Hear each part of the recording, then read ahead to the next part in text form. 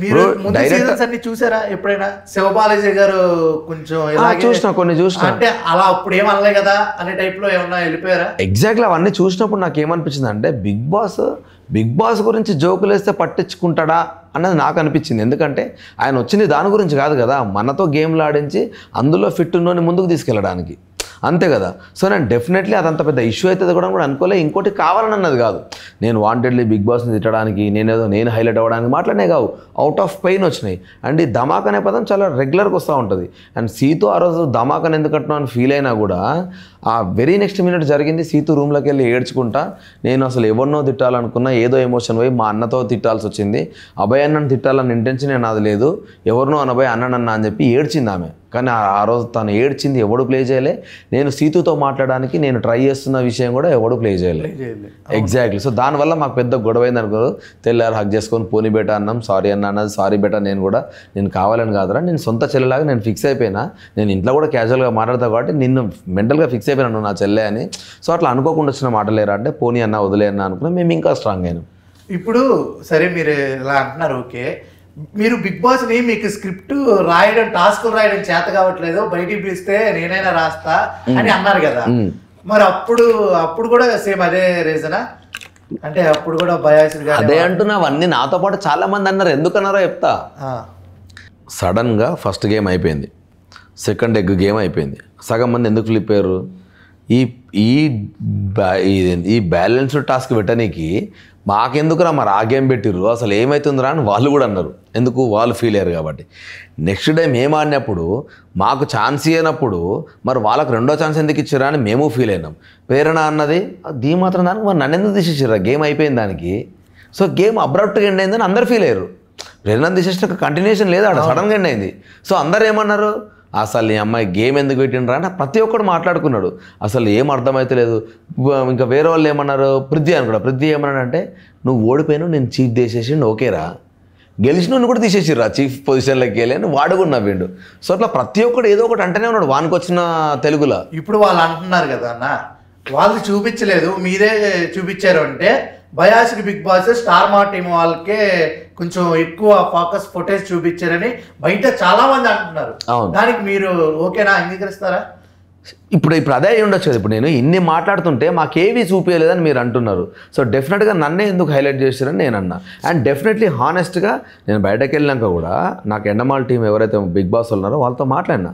So నేను అన్నా, వాళ్ళు వచ్చి నీట్గా ఎందుకు అన్ఫార్చునేట్లీ ఒక థర్డ్ వీక్లో నీ మీద చాలా జరిగినాయి, దానివల్ల నువ్వు అదైపోయినావు, మేము కూడా నువ్వు వస్తావని ఎక్స్పెక్ట్ చేయడం వాళ్ళు కూడా అన్నారు. నాకు ఇవన్నీ జరిగినాయి బ్రో, దానివల్ల నేను ఫ్రస్ట్రేట్ అయిపోయినా, బట్ కొన్ని పదాలు నేను కావాలని అన్నాయి కాదు, అందుకే నేను నాకు సార్ కూడా సారీ అయిపోయినా, నేను వాంటెడ్లీ చేసింది కాదని చెప్పి నేను మాట్లాడినా. నో వి నో యూ అని వాళ్ళు కూడా అన్నారు, మాట్లాడినాం, అంతా క్లియర్ అయిపోయింది. కానీ నేను ఫీల్ అయింది ఎక్కడ అంటే, ఇప్పుడు మిగతా వాళ్ళందరూ నేను అన్నారని చెప్తా ఉంటే ఈ అన్నయ్య ఎవడికి తెలియట్లే. నేను లోపల ఉన్నా కాబట్టి నాకు తెలుసు ఎవరెవరు ఏమేమి మాట్లాడారు. సరే, ఇప్పుడైతే అర్థమైంది. మీరు కొన్ని అక్కడ మీకు ఫేవర్ గా చేయలేదు కాబట్టి ఈ మాటలు అంటే నా ఫేవర్ అని కాదు, మీ క్లాన్ కి ఫేవర్ గా చేయలేదు కాబట్టి ఈ మాట ఒక పక్కన పెట్టేద్దాం. చీఫ్ అనేది మరీ చీప్ గా ఉంది. ఫస్ట్ 3 చీఫ్స్ అన్నారు, తర్వాత 2 చీఫ్స్ చేశారు, దానికి రూమ్కి తాళాలు వేసారు, ఆ రూమ్ అద్దెకించుకుంటే డబ్బులైనా వస్తాయి. మరి ఇక్కడ కూడా అదే ఎఫెక్టా? నేను డే 1 నుంచి బిగ్ బాస్ మీద సర్కాజం వేస్తానన్నా. ఏమన్నా తిన్నావా, చాయ్దైనా, వదిన ఏం చేస్తుంది, నువ్వు మంచిగా సల్లగుండు, నీకు మంచిగా మటన్ వండి పెట్టి ఉంటే సండే రోజు నేను పస్తులున్నాము, ఇవన్నీ మాట్లాడుతూనే ఉన్నావు. నేను హౌస్ ఎందుకు వచ్చినా, నేను ఇడొచ్చి పాచి పని చేయనీకి వచ్చినా అని వేరేవాడు అంటా ఉన్నాడు. అసలు ఏమవుతుందిరా, ఈ 3 క్లాన్లు ఏంది, 2 క్లాన్లు ఏంది, ఈ మాత్రం దానికి మాతో పెయింటింగ్ ప్రోగ్రాంలు ఎందుకు వేయించినా ఒకటి ఫీల్ అయ్యిండు. అఖండ అన్ని వేయించినా నెక్స్ట్ వీక్ అన్ని మారిపోయినాయి కదా, శక్తి కాంత. సో ఒక్కొక్కడు వానికి ఉన్న హ్యూమర్లో వాడికి నచ్చినట్టు మాట్లాడుతున్నాడు. నా సర్కాజం లెవెల్ ఎక్కువ ఉంది, నేను ఎక్కువ మాట్లాడినా. అదే వాళ్ళని సర్కాజంలో వచ్చిన మాటలే అవన్నీ ఎగ్జాక్ట్లా. ఎందుకంటే 3 క్లాన్లు పెట్టారు, ఆ తర్వాత 2 అయినాయి, ఆ 2 ఒకటవుతుందా లేకపోతే షిఫ్ట్ అవుతుందా ఏంది ఎవడి క్లారిటీ లేదు. సో లేనప్పుడు మనకేమనిపిస్తుంది, డెఫినెట్గా ఈ సీజనే అన్ని కొత్తగా అవుతూ ఉన్నాయి. సో అందరు ఎట్లా అంటే అసలు ఏమవుతుందిరా అన్న ఇంటెన్షన్లో ప్రతి ఒక్కడు ఉన్నాడు. సో దాని నుంచి వచ్చిన ఒక్కొక్క మాట వేరే వేరే కాంటెక్స్ట్లో వచ్చిన మాటలు. ఇప్పుడు ముందు ఆల్రెడీ ఇప్పుడు ఏముందంటే ఆ ముందు ధమాక్ లేదా మనిషి పుట్టుకోవటం ఇట్లాంటి నేను మాటలు మాట్లాడకపోయి ఉంటే ఇవి హైలైట్ అవ్వకపోయేటి. కానీ అది అవుట్ ఆఫ్ పెయిన్ వచ్చింది, ఇది అవుట్ ఆఫ్ సర్కాజం వచ్చింది. రెండు క్లబ్ చేసేసరికి రెండు పెద్దగా అయిపోయినాయి.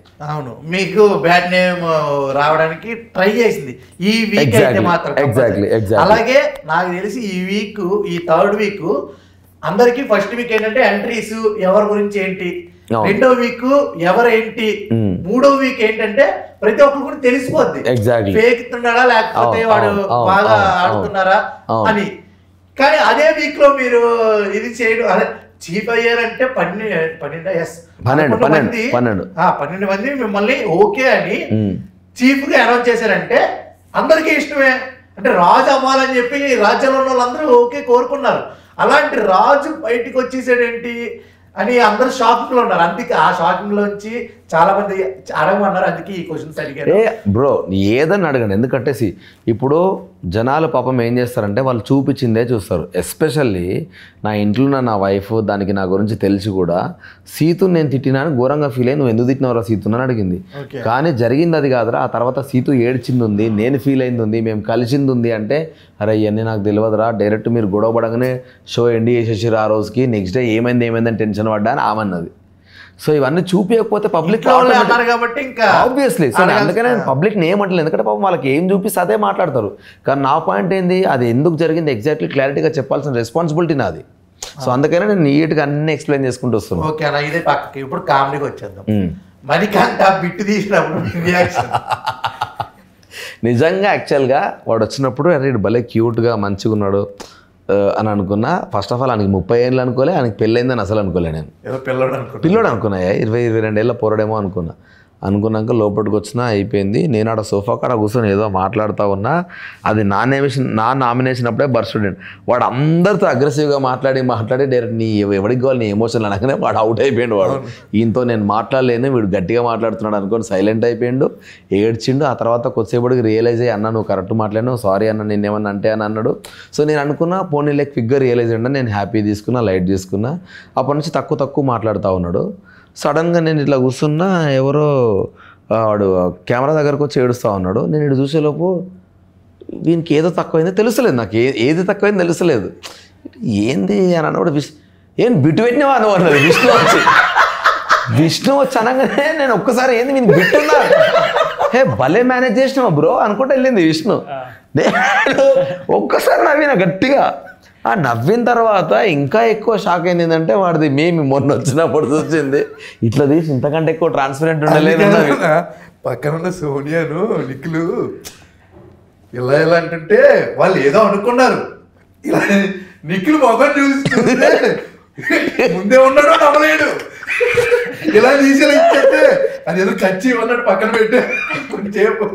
నిజంగా అంటే అందరం షాక్ అయిన తర్వాత నేను అడిగిన, అరే ఏముందిరా విగ్గుది, నువ్వు అంతా ఫీల్ అవ్వాల్సిన అవసరం లేదు, నీ లెక్క నువ్వు ఉండరా, ఏం కాదు లైట్ తీసుకో, ఎవరు పెట్టుకుంటే వేయాలి, రేపు హెయిర్ కూడా శాశ్వతం కాదు కదా అన్నట్టు మాట్లాడితే, లేదన్నా ఆర్టిస్ట్ కదన్నా నీట్గా కనబడాలి కదా. రోజు మీరంటే గుడ్డ పెట్టుకున్నాడు అంటే ఆల్రెడీ తెలుసు కాబట్టి 3వ రోజు నుంచి 2 రోజు మళ్ళీ స్టార్ట్ చేసిండు. అసలు తెలియట్లేదన్నా, అస్సలు సూపర్ వెయిట్ మెయింటైన్ చేస్తున్నాడు. మళ్ళీ ఆల్మోస్ట్ ఒక ½ an hour టైం స్పెండ్ చేశాడు దాని మీద. అవునా, చాలా చూపించారు కాబట్టి మీకు చూపారు, మీరు ఫస్ట్ హెయిర్ నీట్ గా కడిగి దాన్ని కోమ్ చేసి ఆ తర్వాత హెయిర్ డ్రైయర్ తో నీట్ చేసి ఈ హెయిర్ డ్రై చేసుకొని మొత్తం సెట్ చేసుకొని అప్పుడు మెల్లగా ఒక్కొక్క క్లిప్ పెట్టుకొని సెట్ చేసుకొని మళ్ళీ దాన్ని కోమ్ చేసుకొని మణికంఠ మీరు బాగానే ఉన్నారు త్వరగా రండి అన్నాడు ఒకసారి బిగ్ బాస్.